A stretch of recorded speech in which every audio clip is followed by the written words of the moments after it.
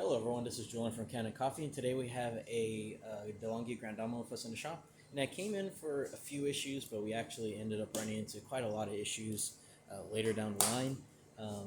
Just some of the work we done, we did a complete tune-up to this machine. Also replacement of the pump. We had to replace the transmission. The transmission actually broke on itself.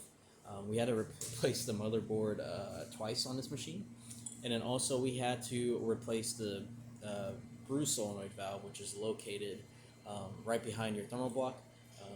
After all that work, oh, and we also replaced the generator. After all that work, we finally got it to work properly. So we're quickly going to test the machine. We're just going to brew a single shot just because small glass, but we're just making sure that everything's moving in the way it should.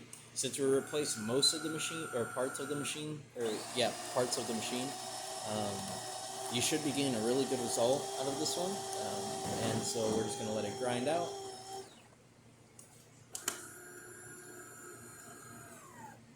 And now she's pushing, and now it's pushing into the McKenna valve, or the generator, which is freshly replaced. And now it's going to start pumping into your spouts. And it looks pretty good. Now, since we don't have the carafe with us, we're just going to test the hot water function. So we're going to let it run. Now it's at the end. Beautiful shot that came out. And we're just going to quickly test the hot water. As you can see, it comes out like normal. And that's about it for this repair. If you like this video or any of our other repairs on our channel, leave a like, subscribe, and hit the bell. Thanks for watching.